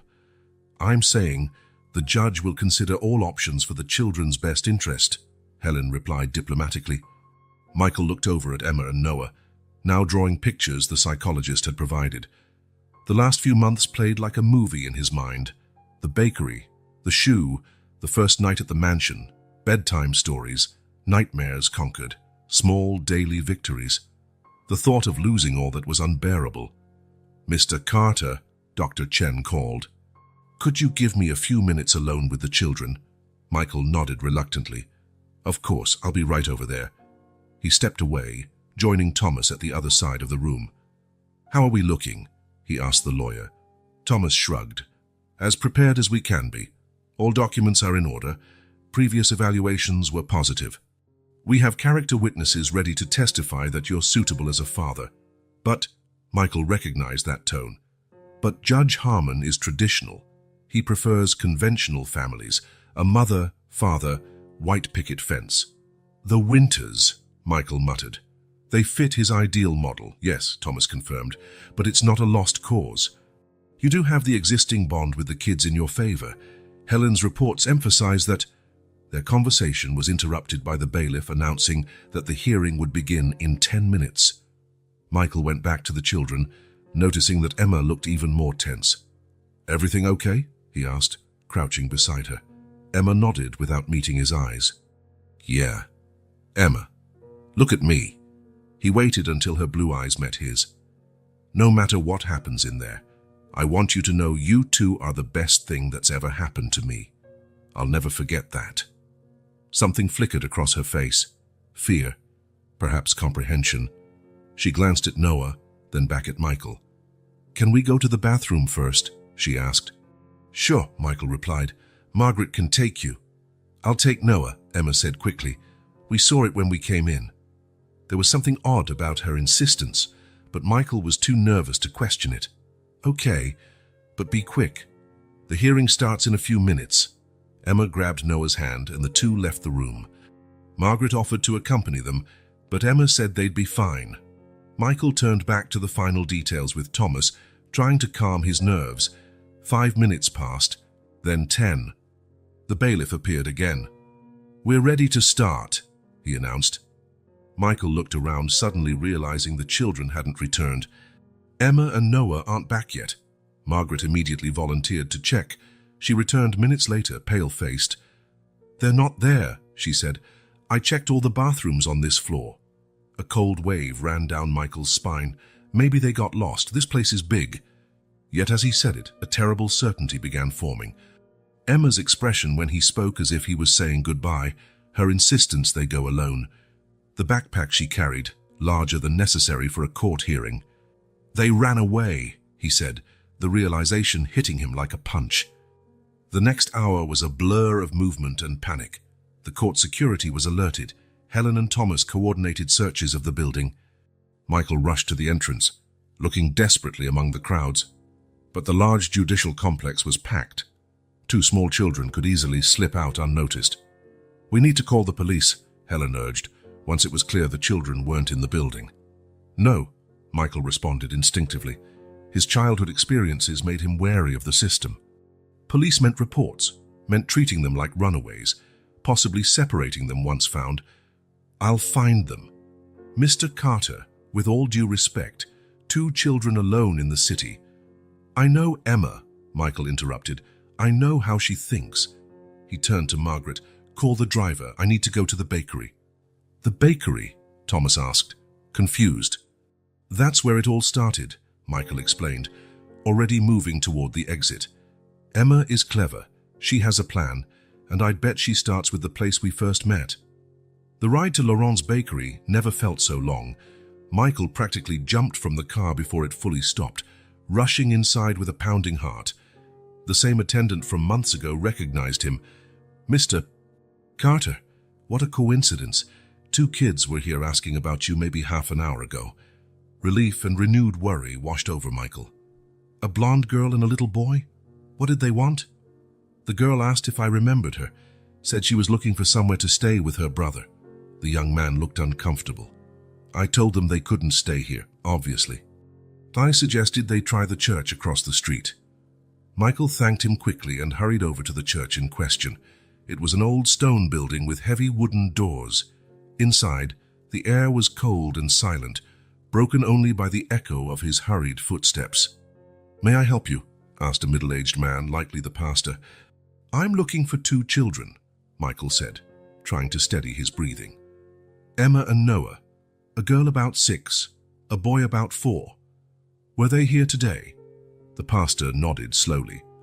"They were, yes. The girl said they were waiting for their father." He studied Michael curiously. "Is that you?" "Yes," Michael said without hesitation. "Where are they now?" "They left about 20 minutes ago. The girl mentioned something about a park they used to stay in." Michael thanked him and ran back to the car. The park, of course.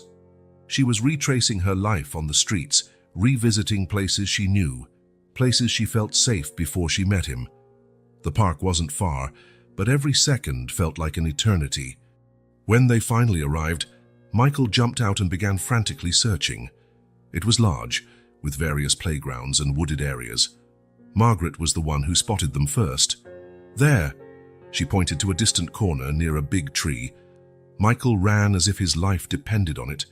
From a distance, he saw the 2 small figures sitting beneath the tree. Noah clutching his plush dinosaur, Emma with her head bowed. "Emma! Noah!" he shouted, unable to hide the relief in his voice. The kids looked up in unison. Noah was the first to react, his face lighting up with a smile. "Michael!" he yelled, getting up and running toward him. Michael dropped to his knees, catching the boy in his arms, holding him tight as though afraid he might disappear again.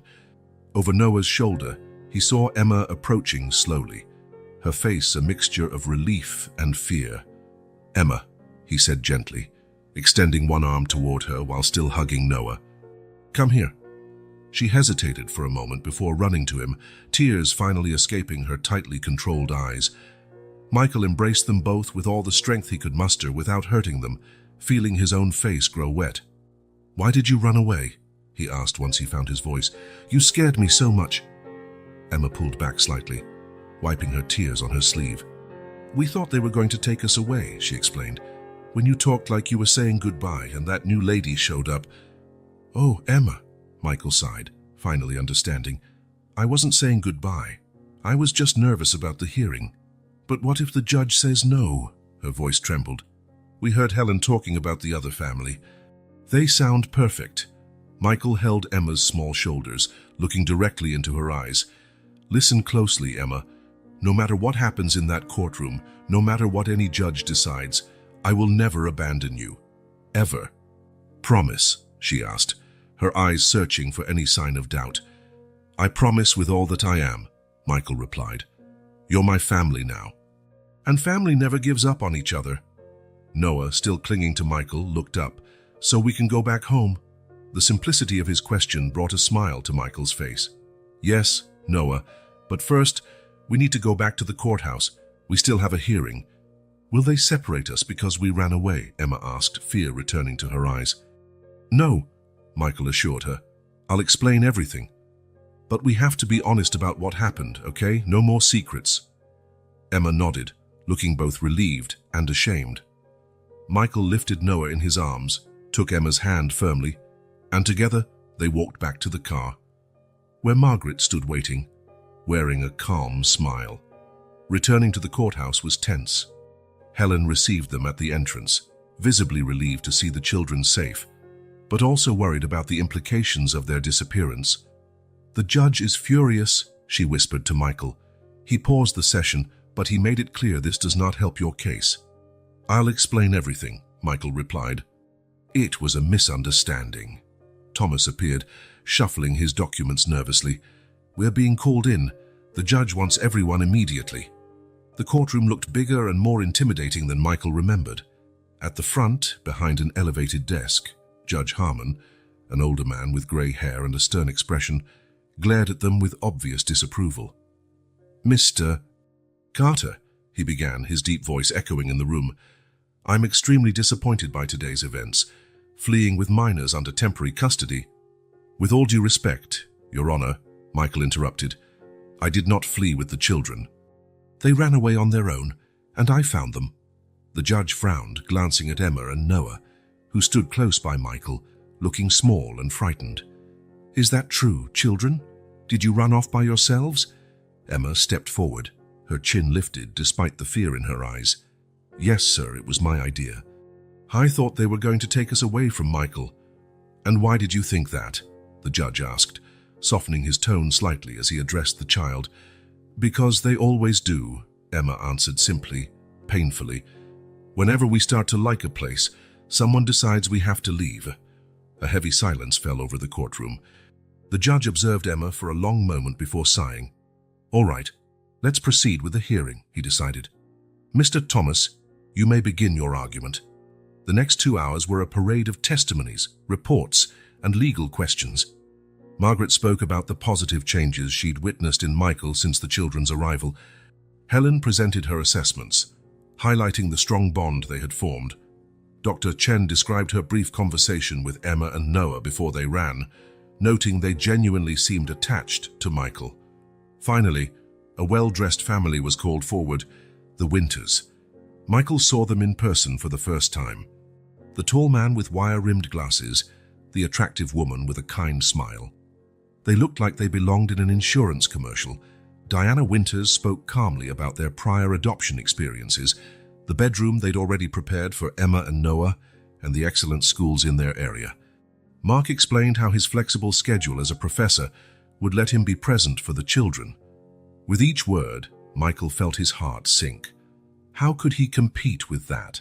A stable, experienced couple with happy adopted kids already, against a workaholic billionaire who barely knew how to make breakfast without help. Judge Harmon listened intently, making occasional notes.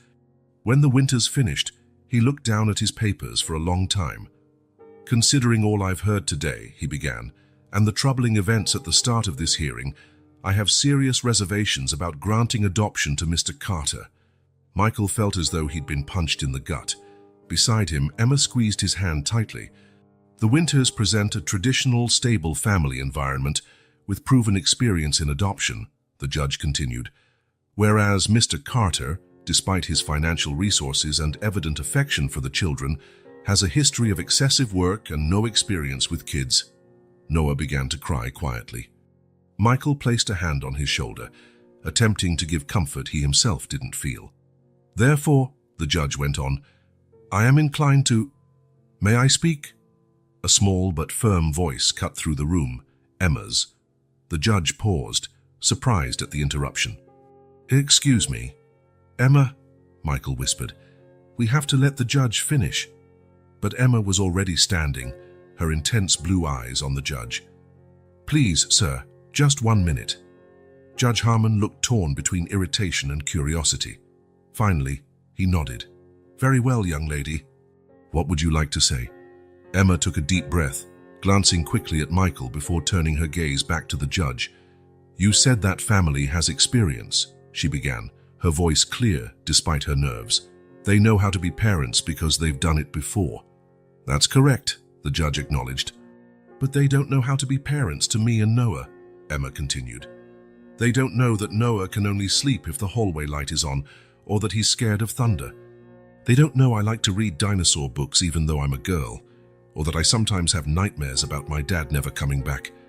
The courtroom was utterly silent, everyone riveted by the little speaker. "Michael didn't know any of that at first either," Emma admitted. "But he learned. He stays up with me when I have nightmares. He bought a special nightlight for Noah's room. He never laughs when I ask questions, even if they're silly." She glanced briefly at the Winters. "They seem nice, but we've had nice people before. People who promised to take care of us and then gave up when it got hard." Emma turned back to the judge, her voice trembling slightly. "Michael is the only grown-up who never, ever gave up on us. Not when we ran away. Not when Noah spilled juice on his fancy laptop. Not when I got mad and said I hated him." A tear rolled down Emma's cheek, but she pushed on. "Please, Your Honor, don't take us away from the only person who really wants us, no matter how hard it gets." The silence that followed was profound. Michael realized he was holding his breath. Noah was still, his wide eyes fixed on his sister. Judge Harmon removed his glasses, rubbing his eyes in a tired gesture. When he looked at Emma again, his expression had changed. "Thank you for sharing, Emma," he said kindly. "You're very articulate for someone so young." He glanced at the papers before him, then at the Winters, and finally at Michael. "In all my years in family court," he began, "I've learned that the hardest decisions rarely hinge on what's on paper alone. There's a human dimension no report can fully capture." He paused, looking directly at Michael. "Mr. Carter, when we began this hearing, I had doubts about your ability to provide the traditional environment I consider ideal for children." Michael nodded, bracing for the worst. "However," the judge continued, "I am reminded today by the eloquence of a 6-year-old that family isn't only about traditional structures. It's about connection, commitment, and the willingness to persist even when it's difficult." Michael's heart began to pound. "The Winters," said the judge, turning to the couple, "are clearly exceptional candidates who would offer a loving home. Yet I cannot ignore the bond already formed between these children and Mr. Carter, a bond that, as Emma eloquently stated, has been forged through adversity and built on trust." The judge settled back in his chair, his decision apparent. "Therefore, after careful consideration, I grant Mr. Michael Carter's petition for adoption. Emma and Noah Carter will be legally recognized as his children from this moment forward." The room spun around Michael. Emma and Noah Carter, his children, legally, officially, forever. "Your Honor," said Diana Winters, rising from her seat. Michael braced himself for an objection, but what came next surprised everyone. "We'd like to withdraw our petition," she said, her husband nodding beside her. "We came here because we wanted to offer a home to kids who needed one. But it's clear Emma and Noah have already found theirs." The judge nodded, clearly approving of the gesture. "So noted. I wish you all the best." With a final bang of his gavel, it was over. Michael dropped to his knees, opening his arms, and Emma and Noah ran to him, all three converging in a tight embrace in the middle of the courtroom. "Let's go home," Michael whispered, his voice thick with emotion. "Our home." The ride back was the opposite of the trip in, joyful, noisy, full of plans for the future. Noah chattered non-stop about painting his room with dinosaurs, while Emma discussed the possibility of getting a dog in earnest detail. Margaret had gone home earlier to prepare a little celebration. The dining room table, rarely used before the children's arrival, was set with a cake and colorful decorations. "Welcome officially to the family," she said, her eyes shining with happiness. That night, after all the excitement, when the children were finally in bed, Michael visited each of them for their usual bedtime ritual. In Noah's room, he found the boy almost asleep, hugging his inseparable dinosaur. "Good night, Noah," Michael whispered, tucking the blankets around the small body. "Good night."